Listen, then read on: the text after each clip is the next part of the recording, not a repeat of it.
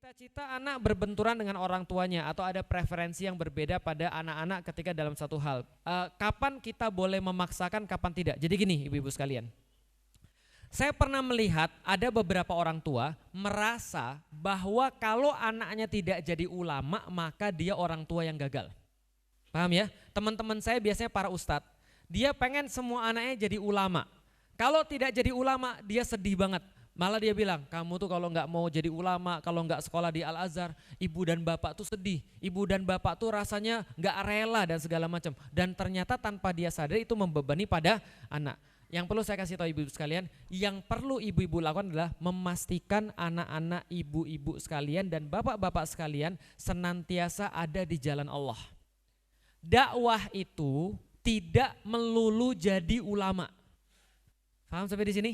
Tidak melulu jadi ulama, enggak melulu harus hafiz Quran. Walaupun kita harus, kemarin kita sudah bahas, harus kita menaruh anak kita untuk mempelajari Al-Quran. Itu harus, tapi kalau dia dikasih berapapun hafalan dia, itu rezekinya Allah. Kalau dia sudah melakukan usahanya maksimal, maka berapapun yang dia dapat itu rezekinya Allah. Misal, contoh, saya cerita sedikit ke anak saya, nanti saya jawab pertanyaan ibu. Saya punya anak 4. Yang wajib bagi saya adalah ngasih tahu mereka tentang pendidikan akidah dari awal. Nak, kamu itu muslim. Muslim itu kayak gini. Muslim itu punya keyakinan. Nak, hormatin makanan.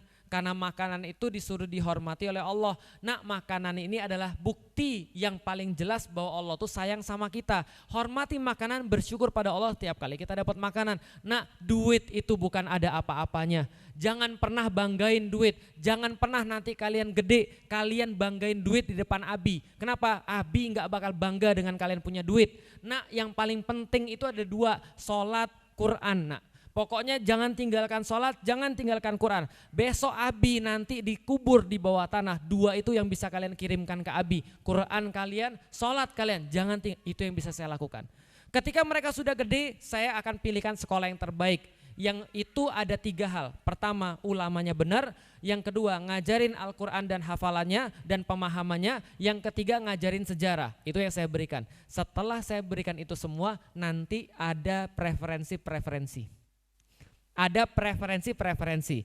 Rasul menyampaikan agama ini ditolong oleh 4 jenis orang. 1, tintanya para ulama. 2, pedangnya para mujahid. 3, hartanya para dermawan. 4, doanya orang-orang miskin. Ada enggak orang-orang di dalam Islam tidak bisa kontribusi? Enggak ada. Bahkan kalau mereka nggak bisa apa-apa, mereka masih bisa ngangkat tangan untuk berdoa. Dan itu adalah kontribusi besar di dalam Islam. Karena ada 4 tadi, doanya orang miskin termasuk, bisa difahami? Maka setelah beberapa waktu kemudian, ternyata yang pertama ditanya, kamu cita-citanya mau jadi apa pas SD? Tapi namanya cita-cita kan bisa berubah ya. Teman-temannya bilang cita-citanya jadi ustadz, YouTuber gitu kan ya, influencer. Dia cita-citanya pengen bisnis jualan baju karena dia lihat ibunya. Namanya anak kan pasti akan lihat ibunya, akan lihat bapaknya dan biasanya akan niru. Tapi nanti akan berkembang lagi. Sekarang dia ditanya, mau pengen jadi apa? Enggak tahu. Kita jadi diskusi lagi. Gimana kalau begini? Gimana kalau begini? Sekarang yang paling gede pengennya untuk masuk ke jurusan komunikasi visual, desain komunikasi visual untuk bisa desain. Karena saya kasih tahu, ini loh orang-orang muslim zaman sekarang tuh ilmunya tuh enggak habis-habis.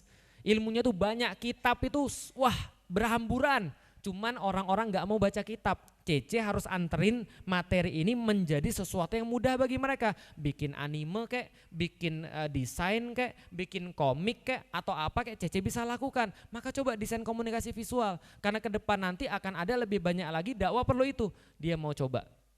Yang kedua ditanya, gak jelas. Gitu kan ya, nggak jelas. Suruh baca Quran kadang-kadang cengengesan gitu ya, kadang-kadang ketawa-tawa sendiri gitu kan ya, segala macam agak nggak jelas. Akhirnya saya bilang sama dia, kalau misalnya kayak gini-gini kita paksain jadi ulama, bisa jadi dia tertekan juga. Maka kita tanya, kamu mau jadi apa? Wah saya senangnya mobil, saya mau jualan mobil. Oke, nggak apa-apa. Lalu kemudian mau jadi apa lagi? Saya mau jadi ini segala macam. Lalu saya ajak diskusi. Besok kalau nanti Abi sudah tua, menurut Abi keberhasilan Abi adalah kalau kamu bisa masakin Abi makanan enak. Mau nggak kamu jadi chef aja? Paham nggak? Selesai. Mau nggak kamu jadi chef aja? Jangan sampai orang tuh bilang orang muslim tuh nggak bisa makan enak. Nggak bisa masak enak itu maksudnya. Dan kamu jadi chef aja. Oh kalau gitu Ustaz, apakah chef bisa berkontribusi pada Islam? Semua tuh bisa kontribusi pada Islam. Dan ingat ya, dakwah itu bukan hanya jadi ulama nyampein Islam di depan mimbar. Enggak. Yang ketiga ditanya, kamu mau jadi apa? Ini jelas, mau jadi ulama tafsir. Kaget saya. Karena ketika ditanya sama gurunya, saya mau jadi ulama tafsir. Oke, kalau kamu jadi ulama tafsir, ayo ikut Abi. Kemana-mana saya ajak, saya ketemu ulama saya ajak. Nah ini kenalin sama ini, cium tangan dia minta doa. Cium tangan dia minta doa. Nah ini ulama sudah ulama tafsir. Lihat bagaimana dia dan segala macam. Akhirnya dia mau untuk diarahkan jadi ulama tafsir. Berarti kalau kamu jadi ulama tafsir gini. Yang terakhir maunya jadi dokter. Dokter apa? Dokter apa aja. Saya juga nggak pernah ngajarin jadi dokter. Dia mau jadi dokter. Tapi lama-lama saya bilang, kayaknya kamu lebih bagusnya jadi programmer deh. Kenapa? Depan nanti orang-orang akan coding dari HP dan dunia ini akan jadi dunia metaverse namanya. Ini kita harus ada orang yang kita percaya untuk di dunia itu. Kamu jadi programmer deh. Bisa dipahami Ibu sekalian? Bermacam-macam. Ada yang pengen jadi pelatih sepak bola. Ada yang pengen jadi sepak bola. Ada yang pengen jadi apa misalnya? Ada yang pengen jadi bikin rumah sakit. Ada yang jadi dokter dan segala macam. Enggak ada masalah. Setiap aktivitas itu bisa kontribusi. Main bola, apakah enggak bisa kontribusi dakwah? Bisa. Maka pesan, kalau memang kamu mau jadi main bola, jadi main bola yang paling bagus. Jangan jadi main bola yang pertengahan, jadi main bola paling bagus. Cuman kadang-kadang kan memang begitu ya. Namanya anak-anak itu ada cita-cita sementara, ada cita-cita nanti. Nah, bagaimana dengan kuliahnya? Ini harus saya katakan walaupun berat, S1 itu enggak ngaruh sama sekali menjadi profesional. Contohnya saya.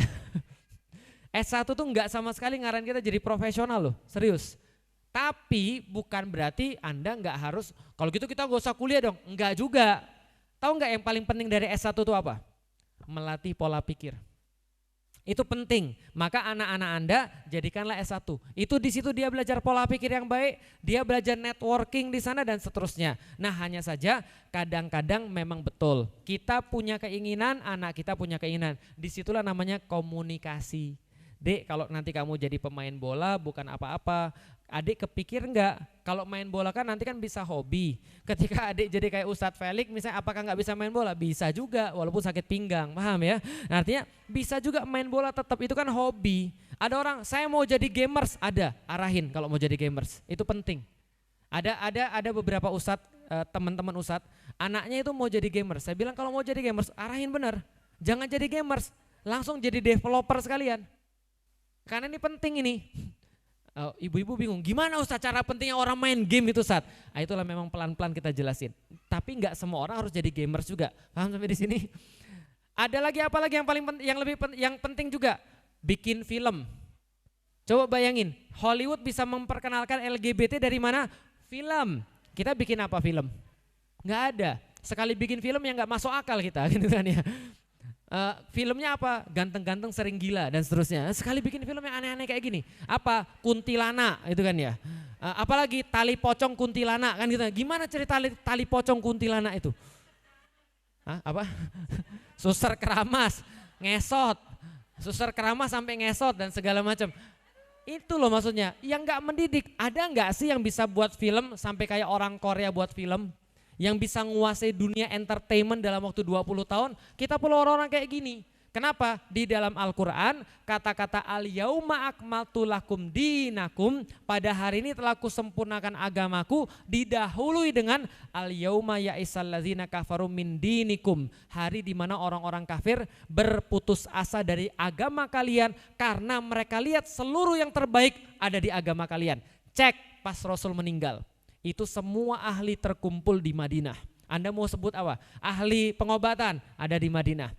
Ahli kreativitas ada di Madinah. Ahli perang ada di Madinah. Politisi paling unggul ada di Madinah. Semua ada di Madinah. Chef terbaik ada di Madinah. Semua ada di Madinah karena Rasul meninggalkan generasi-generasi terbaik itu tadi ketika menguasai segala-galanya. Bisa difahami ibu-ibu sekalian? Jadi itulah nanti tergantung komunikasi. Penting juga kiranya ngobrol sama gurunya, ngobrol sama ulamanya. Orang kayak saya juga kadang-kadang merasa saya itu bagusnya di sini, padahal tidak.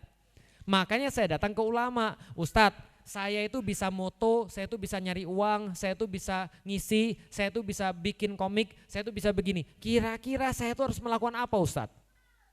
Tanya pada ustadznya, karena nasihat ulama itu adalah keberkahan dari Allah.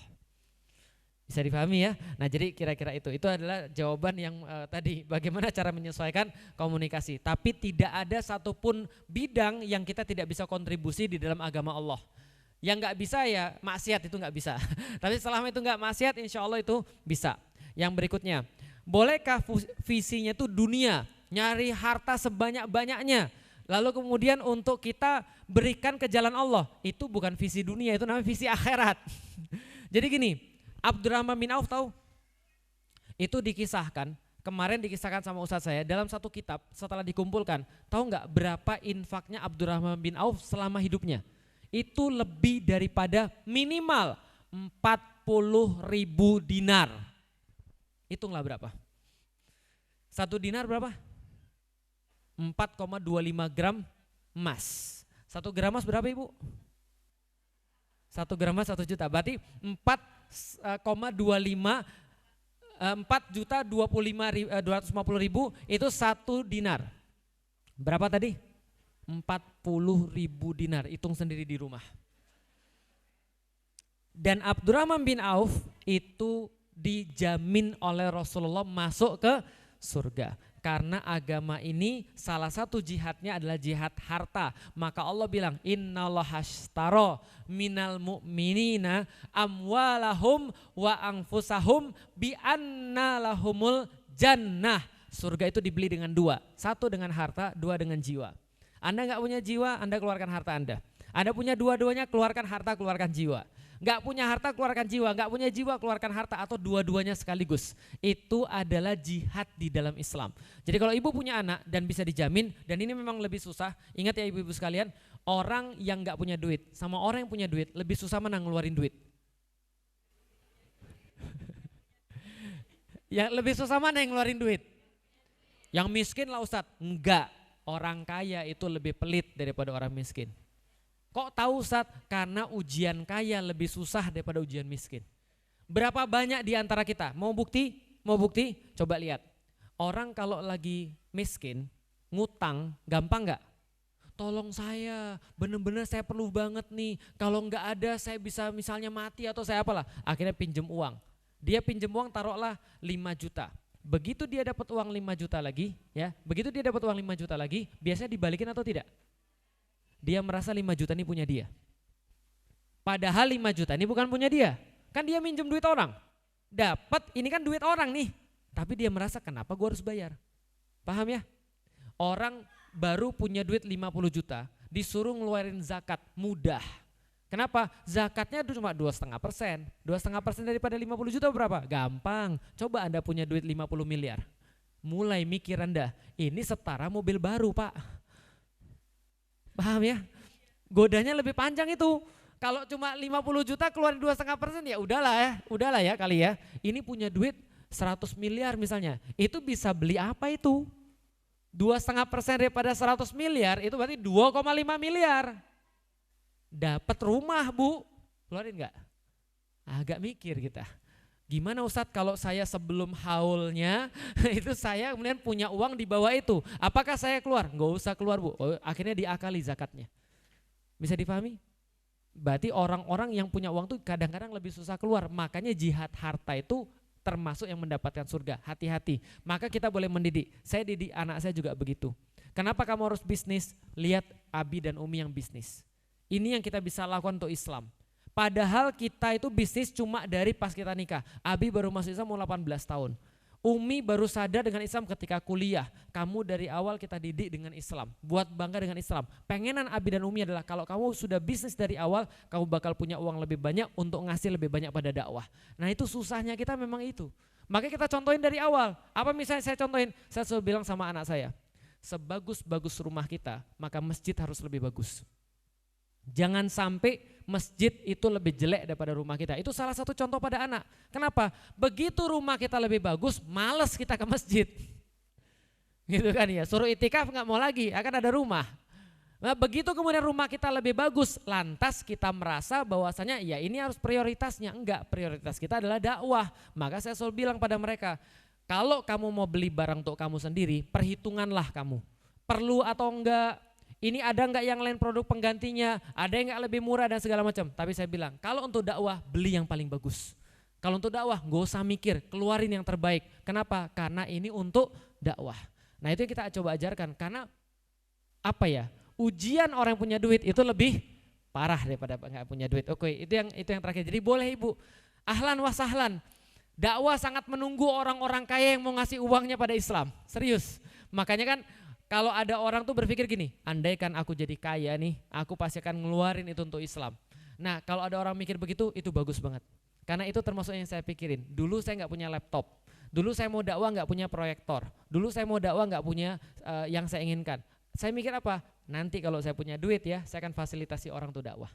Kalau saya nanti punya uang ya, akan saya lakukan begini. Maka ketika kita punya uang, itu yang kita lakukan terlebih dahulu. Kita punya uang, rumah kita masih ngontrak, kita ngontrak ruko yang lain. Untuk apa? Jadi masjid.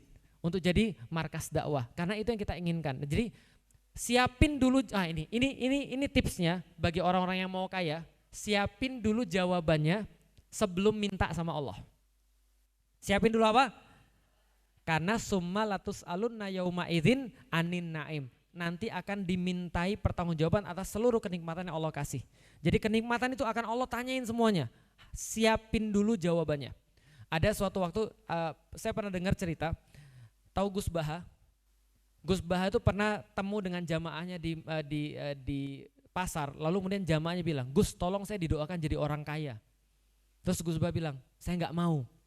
Loh kok nggak mau? Doain agar suami saya jadi orang kaya. Terus Gus Bahanya bilang, nanti kenapa saya nggak mau? Karena kalau nanti dia kaya, kamu duluan yang diganti. Paham Bapak sekalian? Karena dia nggak siapin jawaban kenapa harus jadi kaya. Paham ya? Andaikan saya bisa untuk ngeluasin masjid, banyak yang mau ngaji, tapi dia nggak punya tempat. Andaikan masjid ini bisa saya luasin, pasti banyak yang lebih mau banyak ngaji. Jadi Allah ngasih uang tuh kita udah tahu mau kemana. Andaikan saya punya ini nih, saya pasti akan bangun gini-gini. Nah kita udah tahu jawabannya mau kemana, siapin dulu jawabannya sebelum minta sama Allah.